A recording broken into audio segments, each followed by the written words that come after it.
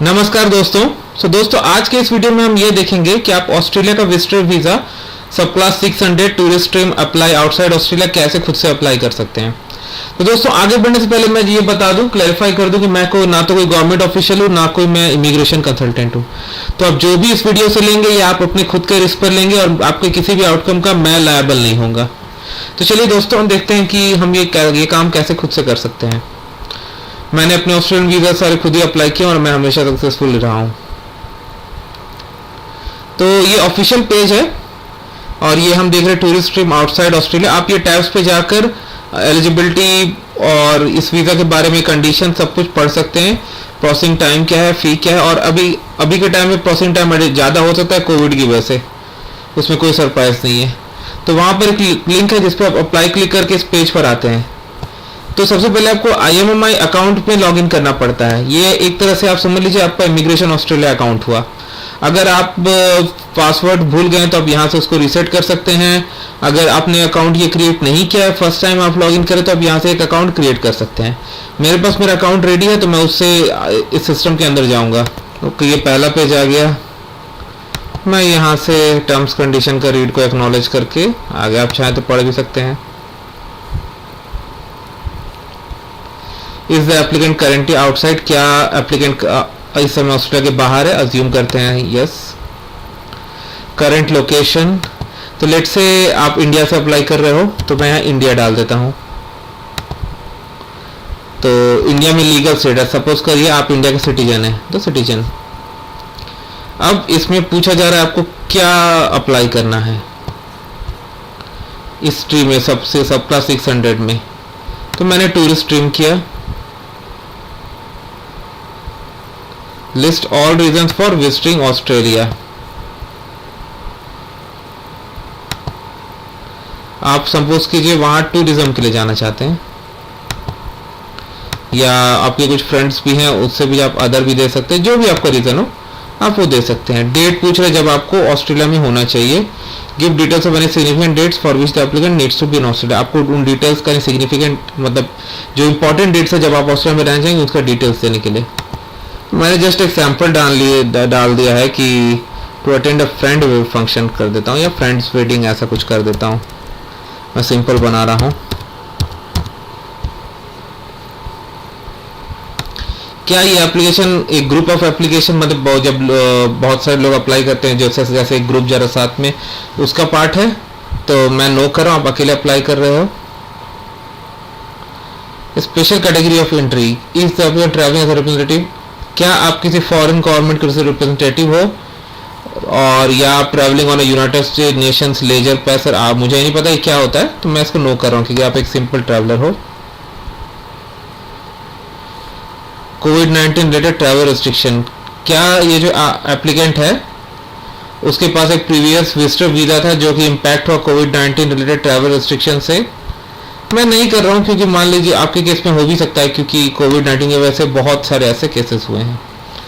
अब आए main page पर जहाँ पर आप अपनी इंफॉर्मेशन डालेंगे। आप अपना फैमिली नेम, गिवन नेम, तो अज्यूम करते हैं एक आदमी जिसका नाम जॉन स्मिथ है वो ट्रैवल कर रहा है। ये बंदा इंडिया का सिटीजन है, ये ट्रैवल कर रहा है, मेल है। डेट ऑफ बर्थ क्या दे दूँ दोस्तों मैं इसको, चलिए 96 का बना देते हैं चलिए,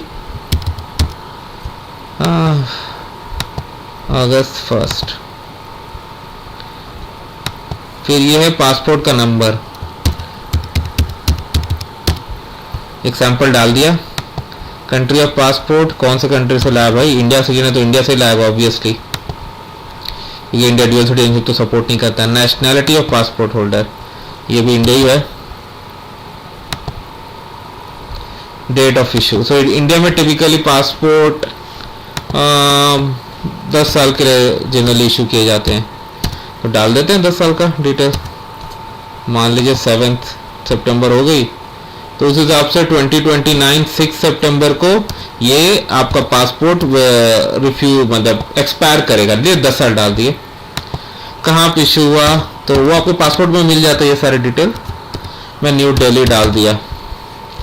नेशनल आइडेंटिटी कार्ड, इसको आप पढ़ सकते हैं क्या है। मैंने नो कर दिया, आप यस भी कर सकते हैं, जो भी।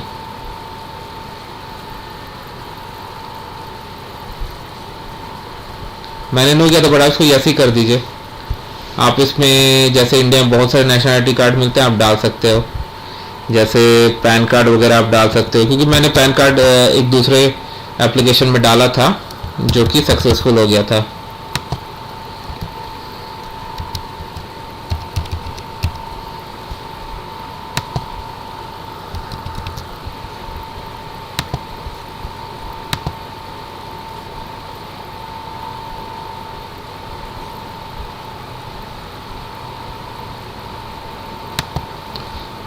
बट आप जब डालोगे तो आप अपने हिसाब से सही डालोगे, मैं तो सैंपल दे रहा हूँ। प्लेस ऑफ बर्थ, आपकी जन्म कहाँ पर हुई वो पूछा जा रहा है। मैंने दे दिया न्यू दिल्ली। दिल्ली में स्टेट शायद दिल्ली को ही कहते हैं। कंट्री ऑफ बर्थ आपकी कहाँ हुई, इंडिया ही होगी जनरली। रिलेशनशिप स्टेटस, शादी नहीं हुई बंदे की, नेवर मैरिड। आपने पहले कोई भी और दूसरा नाम इस्तेमाल किया है, मैंने नो किया, लेकिन आपने किया तो यस कर दीजिए और उसके डिटेल्स दे दीजिए। क्या एप्लीकेंट सिलेक्टेड कंट्री का सिटीजन है? ऑब्वियसली। क्या आपके पास ड्यूअल सिटीजनशिप है? मैंने नो कर दिया क्योंकि इंडिया सपोर्ट करता ही नहीं है। क्या आप पहले ऑस्ट्रेलिया ट्रैवल किए हो? मैंने इसको नो कर दिया। क्या आपने पहले ऑस्ट्रेलिया के वीजा अप्लाई किया? तो लेट से नो, मैंने आपका जो केस है आप उस हिसाब से दीजिएगा। क्या आपके पास ऑस्ट्रेलियन वीजा ग्रांट नंबर है? अज्यूम करता हूं नहीं। क्या आपके पास कोई और पासपोर्ट या डॉक्यूमेंट से ट्रैवल करने के लिए? नो। क्या आपके पास कोई और आइडेंटिटी डॉक्यूमेंट है? मैंने कर दिया नो। अगर है यस है तो यस करके इंफॉर्मेशन दे दीजिए। क्या एप्लीकेंट ने ऑस्ट्रेलियन वीजा के लिए पिछले 12 महीनों में पिछले साल कोई भी हेल्थ एग्जामिनेशन दिया है? मैंने नो कर दिया।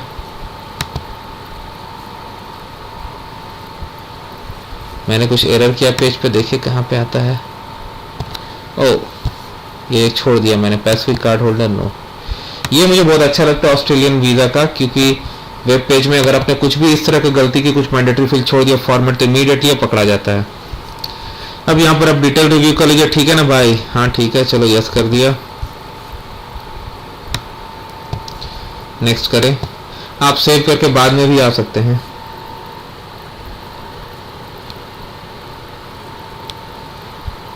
अच्छा, अब ट्रैवलिंग कंपेनियन, ये कहता है कि ईच पर्सन जो भी ऑस्ट्रेलिया ट्रैवल करता है उसे एक सेपरेट वीज़ा एप्लीकेशन फाइल करना पड़ता है।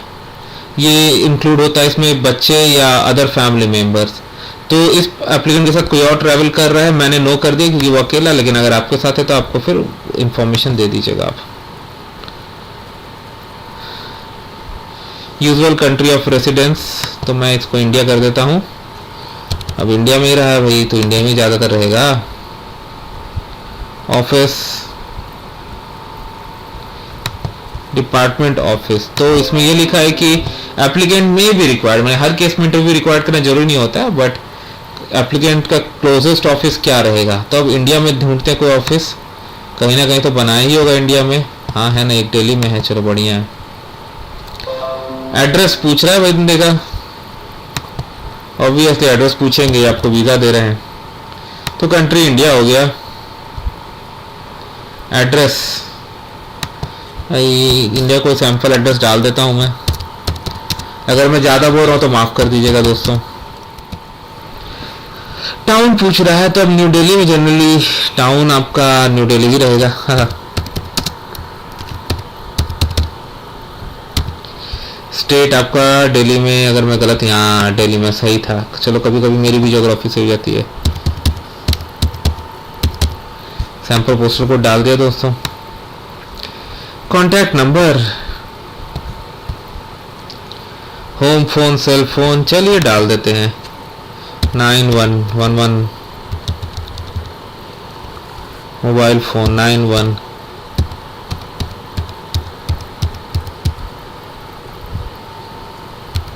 ठीक है। पोस्टल एड्रेस सेम, रेसिडेंशियल, हाँ भाई नेक्स्ट कर दो। Postal must be 6 numeric. अच्छा, इन्हें तो मुझसे ज़्यादा ज्योग्राफी पता है इंडिया की। चलो अब नेक्स्ट करते हैं। Authorize represent recipient, does the applicant authorize another person to receive return correspondings on their behalf? No. मैंने आपने कोई माइग्रेशन एजेंट वगैरह हायर नहीं किया, कोई रिप्रेजेंटेटिव, इसलिए मैंने किया। इलेक्ट्रॉनिक कम्युनिकेशन, आपकी ईमेल एड्रेस पर आएगी जो सैंपल ईमेल एड्रेस है। नेक्स्ट कर दिया मैंने।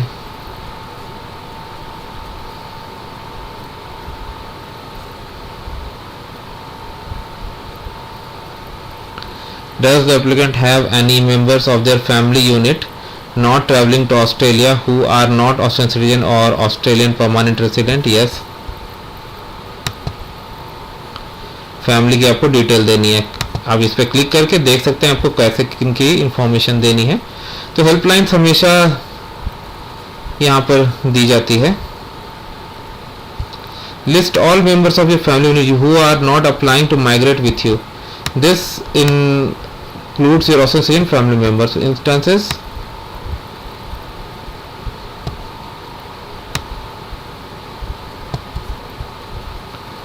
ठीक है दोस्तों, तो उसके मदर फादर ये सब की डिटेल्स यहाँ पर डालनी पड़ती है। आप देख रहे हो यहाँ पर। तो ये सैंपल वीडियो है, तो मैं यहाँ नो करके आगे बढ़ जा रहा हूँ, लेकिन आप मतलब सही से इंफॉर्मेशन दीजिएगा। ये तो जो सैंपल है। Does the applicant intend to enter Australia more than one occasion? मैं नो कर रहा हूँ, आपका जो भी हिसाब से दीजिएगा। Length of stay in Australia up to 3 months। Planned arrival date तो मैं अज्यूम करता हूँ दिसंबर 2025, दिसंबर 25, हाँ क्रिसमस का दिन। डिपार्चर डेट तो मैं उसको डाल देता हूँ जैन 22 का, कितना 15, ठीक है ना। आपको ऑस्ट्रेलिया में स्टडी की तो में स्टे के दौरान पढ़ना चाहते हैं, मैंने नो कर दिया। आप फ्रेंड्स रिलेटिव्स को विजिट करना चाहते हैं, मैंने यस कर दिया। तो आपको डिटेल देनी पड़ेगी।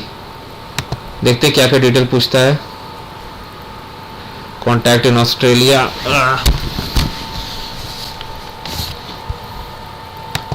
रिलेशनशिप टू एप्लीकेंट, मैं एक फ्रेंड डालता हूँ, एक सैंपल डिटेल डाल कर देखता हूँ। इसका नाम मैं देता हूँ Peter Smith.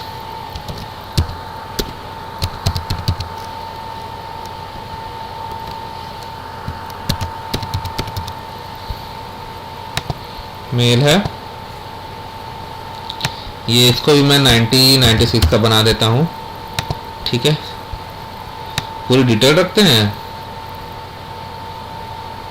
Telephone number, mobile, एक तो आपको ये डिटेल देनी पड़ेगी। मैं क्योंकि सैंपल बना रहा हूँ इसलिए मैं इसको नो कर देता हूँ।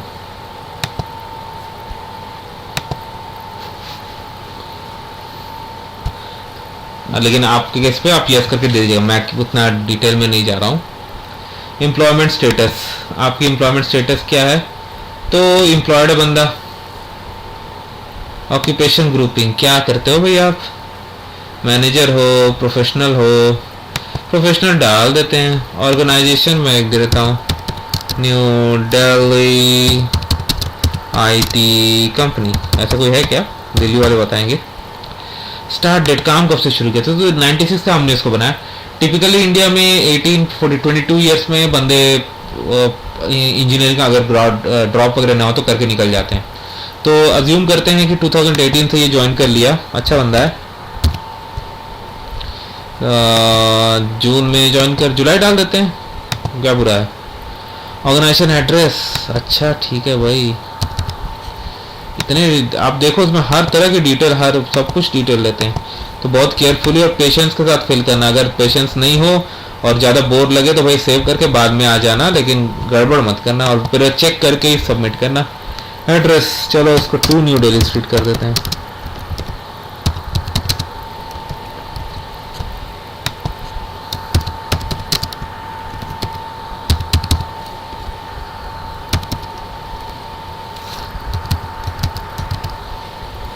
बिजनेस फोन,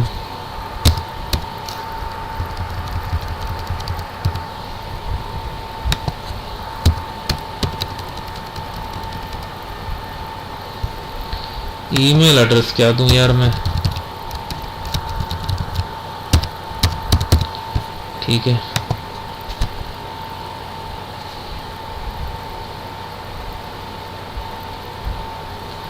वाह क्या है इन लोगों की, सीधा पकड़ लेते। ईमेल एड्रेस इनवैलिड दिया, पकड़ ली।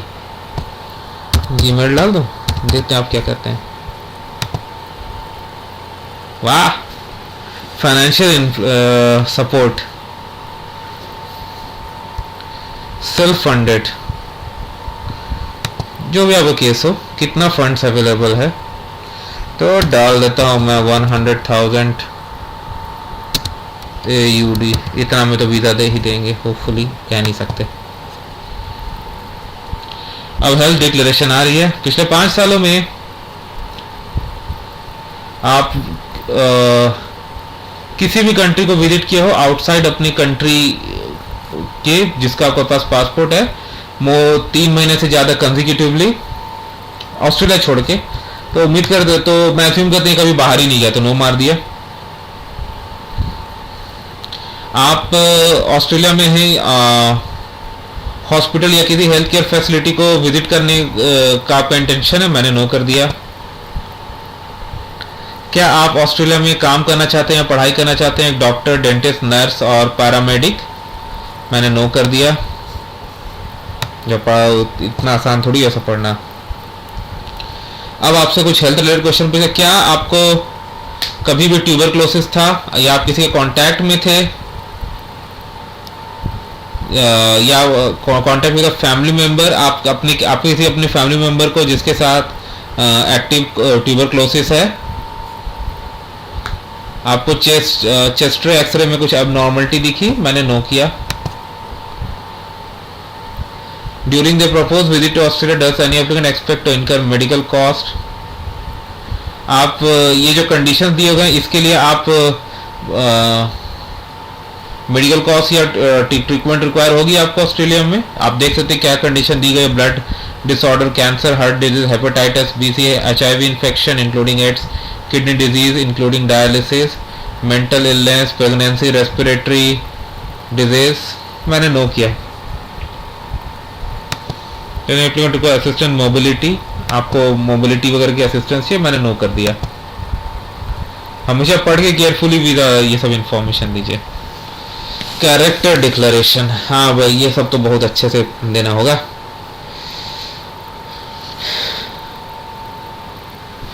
क्या आपको कोई भी चार्जेस लगाए गए हैं किसी भी तरह के ऑफेंस के लिए जो कि लीगल एक्शन पेंडिंग है जिस पर, मैंने नो कर दिया। पढ़ के दीजिएगा भाई, और अगर है तो डिटेल्स दीजिएगा।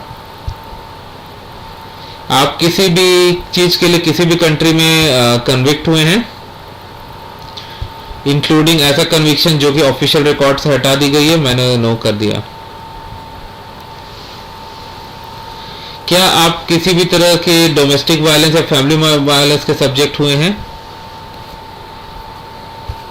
तो इसको पढ़कर आप नो दे सकते हैं। आपको क्रिमिनलिटीज के क्वेश्चंस, अरेस्ट वारंट या इंटरपोल नोटिस, कुछ भी,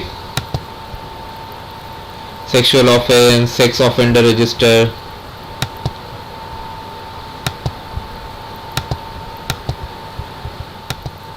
और इसमें आगे जाके high level genocide, war crimes, crime against humanity, बहुत कुछ है यहाँ पर।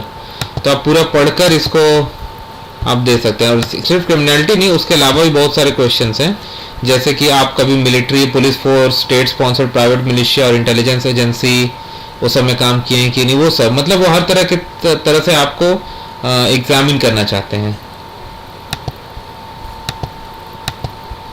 स्मगलिंग वगैरह का भी क्वेश्चन है, तो आप एकदम बढ़िया से इसको पढ़ के समझकर आप आंसर दीजिएगा। जल्दबाजी तो बिल्कुल भी ना करें।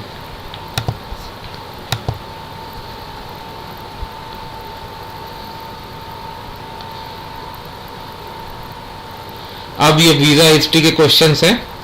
क्या ये एप्लीकेंट के पास और कभी पास्ट में कोई वीजा था ऑस्ट्रेलिया या किसी और कंट्री का, तो इसने कभी अप्लाई नहीं किया, तो मैंने नो कर देता हूं।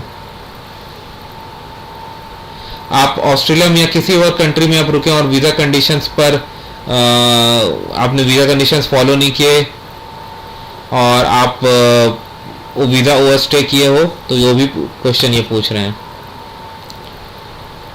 आपका वीज़ा एप्लीकेशन किसी भी कंट्री के लिए रिफ्यूज़ या कैंसिल किया गया, मैं उसको नो कर दे रहा हूँ। नेक्स्ट किया मैंने।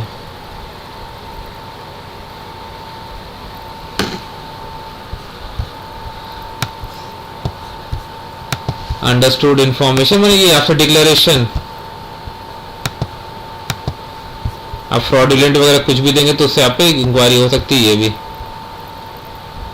आपको जो पढ़ना है इसमें आप पढ़ लीजिए, फॉर्म सारे इंफॉर्मेशन है।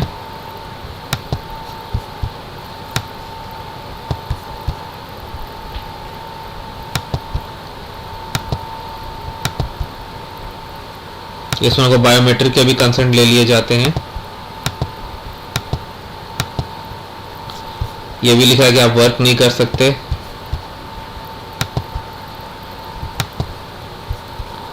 नेक्स्ट आते हैं क्या होता है।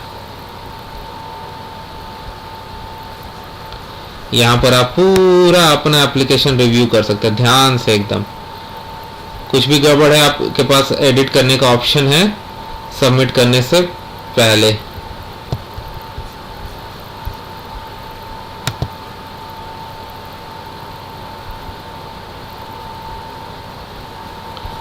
और यहाँ पर आपको अब डॉक्यूमेंट्स जो उन्होंने जो मांगे वो आपको लगाने पड़ेंगे।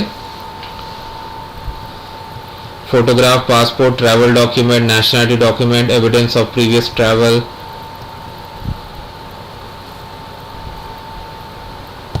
वो करके आप नेक्स्ट स्क्रीन पे जाकर आप वीज़ा फी पे कर सकते हैं और इस तरह ये काम करता है। तो ऑब्वियसली मैं फी तो पे नहीं करूँगा, सैम्पल वीडियो है, बट मैंने आपको गाइडेंस दे दी। धन्यवाद दोस्तों।